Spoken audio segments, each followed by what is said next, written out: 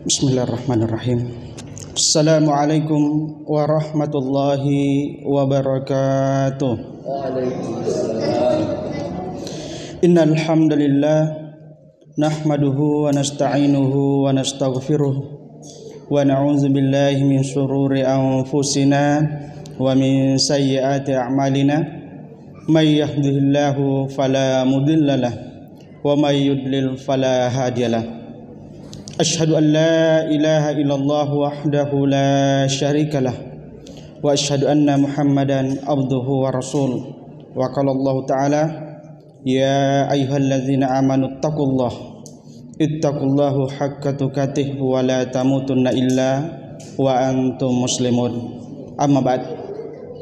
Hadirin sidang jamaah Masjid Al-Mukhlisin dan pemirsa dimanapun berada yang insyaallah dimuliakan dan dirahmati Allah Subhanahu wa taala.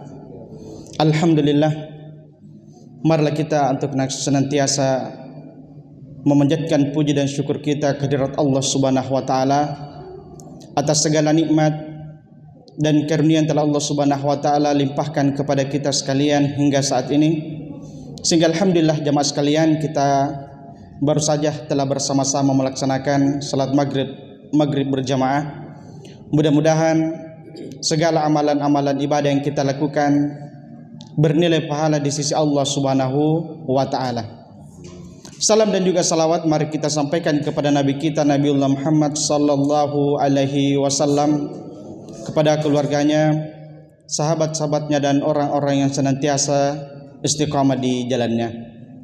Dan beliaulah Nabi yang tentunya sebagai panutan kita, sebagai idola kita, sebagai uswatun hasanah, contoh teladan yang paling baik bagi kita, yang tentunya baik itu perbuatan ataupun perkataan beliau. Mudah-mudahan kita semua bisa melaksanakan dengan sebaik-baiknya agar kita bisa selamat di dunia dan akhirat.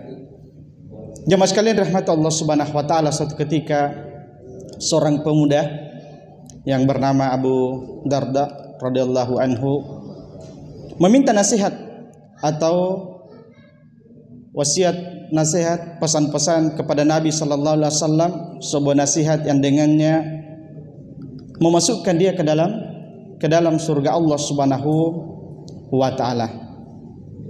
Dan tentunya jamaah sekalian rahmatullah Allah Subhanahu wa taala, bahwa salah satu tujuan diutusnya dari Nabi sallallahu alaihi wasallam adalah untuk menyempurnakan akhlak yang mulia. Ya, untuk menyempurnakan akhlak yang mulia. Kemudian Nabi sallallahu alaihi wasallam bersabda kepada sahabat yang meminta nasihat kepadanya, la taghdab. La taghdab. Jangan marah. Ya, bahkan dalam riwayat lain disebutkan bahwa meminta diulang, apalagi ya Rasulullah? La taghdab, jangan marah, sampai 3 kali. Ya, tentunya ini jamaah sekalian rahmat Allah Subhanahu wa taala adalah nasihat yang disampaikan oleh Nabi sallallahu alaihi wasallam kepada sahabat, dan tentunya juga kita umatnya, umat Nabi Muhammad sallallahu alaihi wasallam. Jadi beliau berwasiat, berpesan, bernasihat kepada kita untuk jangan marah. Ya, jadi inilah akhlak Nabi kita, salah satu akhlak Nabi kita yang perlu kita contoh jamaah sekalian. Ya, tentunya kita di sini ya mungkin semua kita pernah marah.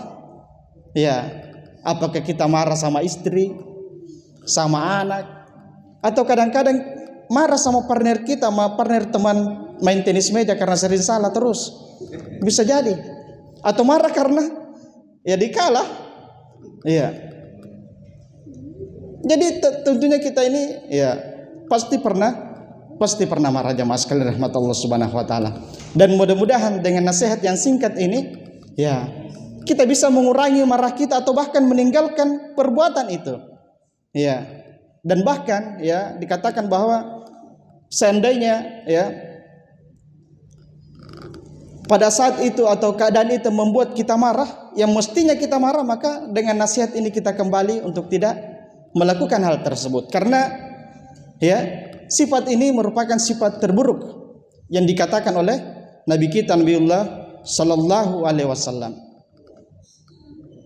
Hadirin sidang jamaah yang insyaallah dimuliakan dan dirahmati Allah Subhanahu wa taala.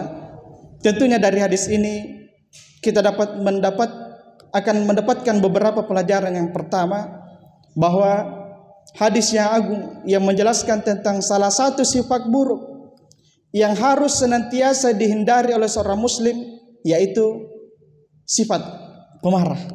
Jadi jangan sering marah-marah. Ya. Seorang muslim bukanlah seorang yang pemarah, yang melainkan seorang yang berlemah lembut kepada sesamanya.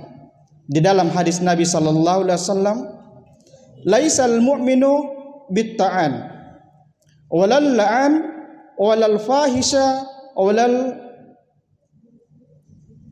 bid'ah. Seorang mukmin bukanlah yang banyak mencelah, bukan yang banyak melaknat, bukan pula orang yang keji atau buruk akhlaknya, dan bukan orang yang jorok omongannya atau buruk perkataannya. Ya, jadi kita ini seorang muslim harusnya menghindari hal-hal ya yang disebutkan tadi. Ya, makna jangan marah ya yang dimaksud sebagaimana yang dijelaskan oleh para ulama adalah tidak mengikuti apa yang diperintahkan oleh diri ketika marah. Baik perintah untuk mengeluarkan perkataan buruk atau perintah untuk melakukan perbuatan buruk. Ya, jadi pasti ketika kita mau marah itu pasti ada perintah dalam diri kita.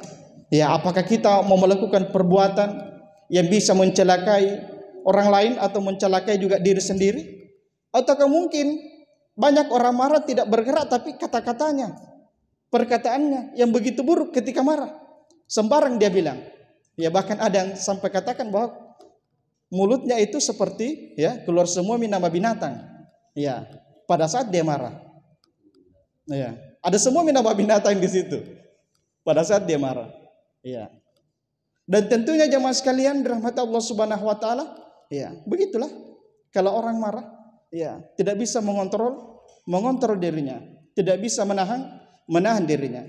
Sallallahu alaihi wasallam, nabi kita Nabi Muhammad sallallahu alaihi wasallam ya bahwa bersabda, laisa syadidu bis surah, innamas syadidul ladzi yamliku nafsah indal ghadabi. Artinya orang yang kuat bukanlah orang yang kuat dalam bergulat. Ya, namun orang yang kuat adalah orang yang bisa menahan dirinya ketika dia marah. Hadis riwayat Bukhari.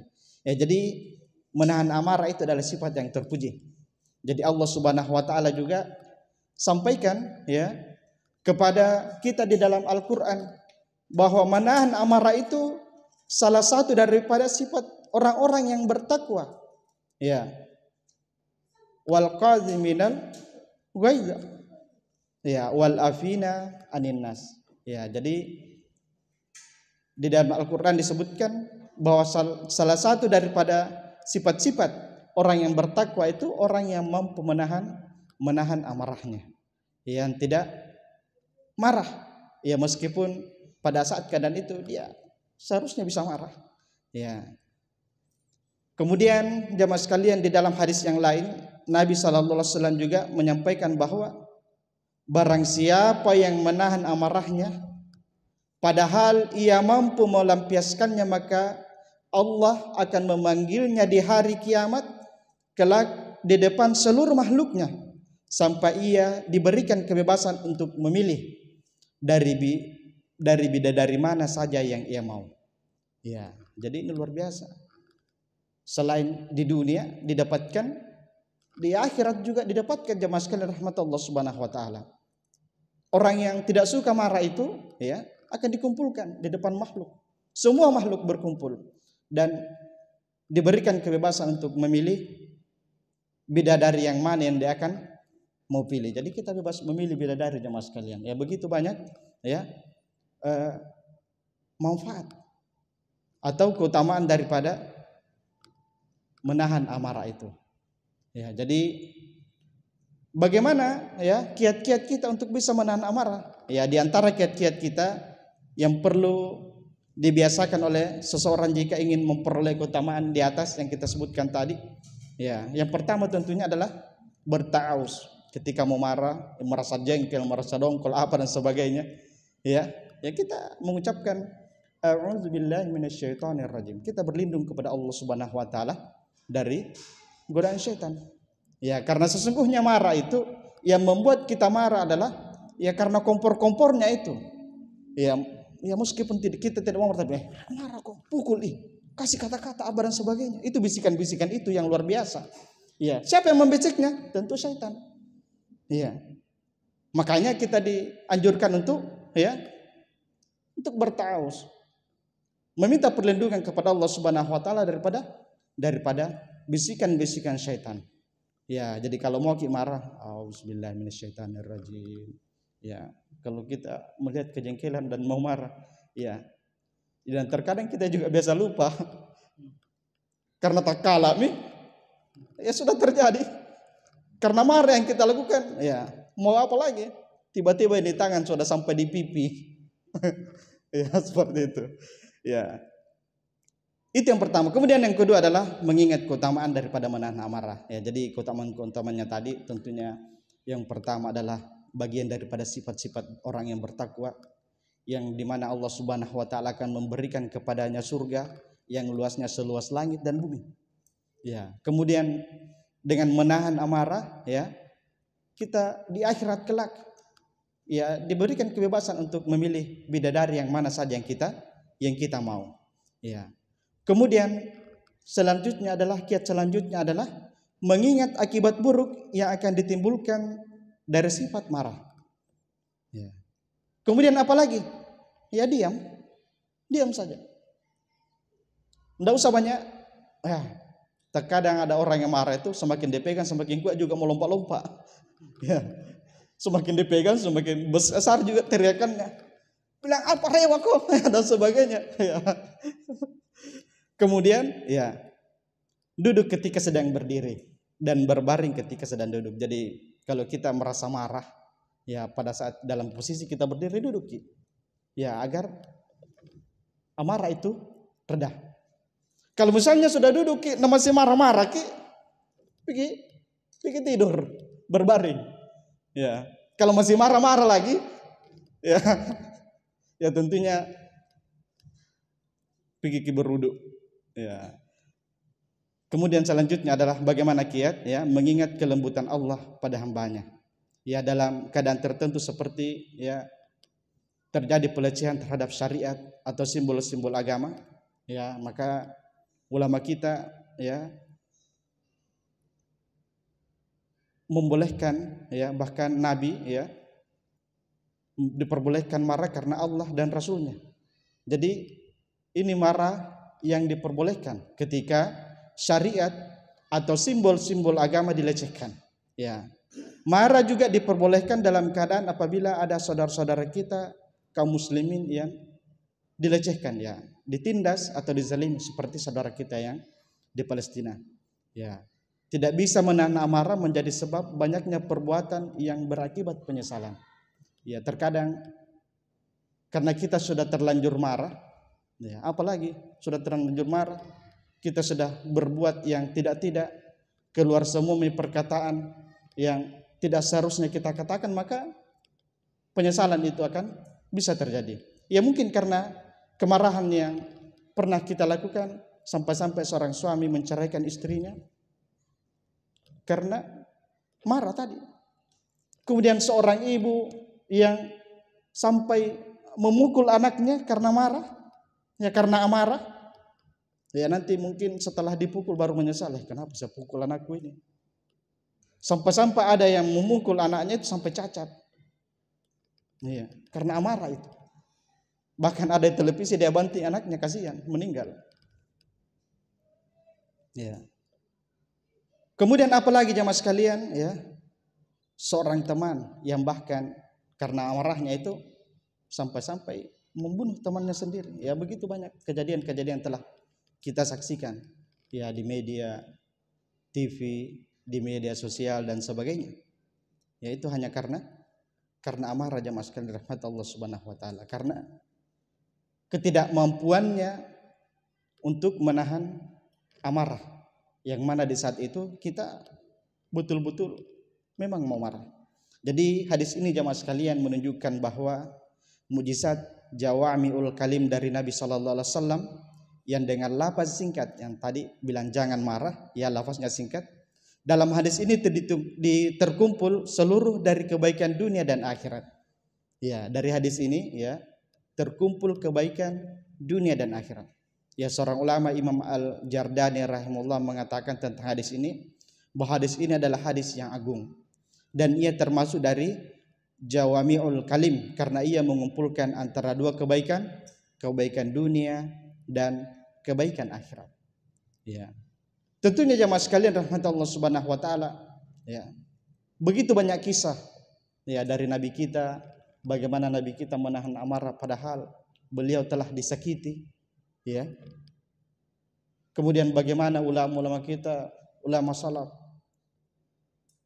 bagaimana dia menahan amarah, ya meski sangat bagi kita ya sangat pasti menjengkelkan jamaah sekalian rahmat Allah Subhanahu wa taala. Ya, namun dengan bisanya menahan amarah maka Allah Subhanahu wa taala ya memberikan keutamaan kepada mereka. Dan tentunya jamaah sekalian di akhirat kelak dengan menahan amarah ya maka tentunya kita akan mendapatkan surga Allah Subhanahu wa taala. Jadi semoga jamaah sekalian Allah memberikan juga kepada kita kelembutan hati dan kesantunan lisan agar menjadi hamba-hamba yang senantiasa mampu mengendalikan amarah dan tidak melampiaskannya kecuali dengan jalan yang diridhai Allah Subhanahu wa taala. Ya, jadi mudah-mudahan kita ini ya dengan nasihat yang singkat ini ya tentunya kita bisa introspeksi diri kita, ya mungkin kita masih sering marah-marah ya hanya karena melihat sesuatu dan yang menurut kita itu ya tidak sesuai dengan apa yang kita inginkan, ya sedikit-sedikit marah, ya apalagi ada yang bilang semakin tua orang itu semakin sering marah-marah, ya seperti itu, ya jadi sekali lagi mudah-mudahan dengan nasihat yang singkat ini, ya kita bisa menjadi seorang muslim yang berhati lembut, sekali lagi seorang hamba yang bisa menahan amarah dan tentunya kesemuanya itu kita lakukan ya untuk tidak lain hanya mendapatkan ridha Allah Subhanahu wa taala. Sekira sekian dari saya, mudah-mudahan bermanfaat. Yang benar datangnya dari Allah Subhanahu wa taala dan yang salah itu dari diri kami pribadi. Sekian jemaah sekalian, subhanakallahumma bihamdik nasyhadu an la ilaha illa anta nastaghfiruka wa atubu ilaik. Wassalamualaikum warahmatullahi wabarakatuh.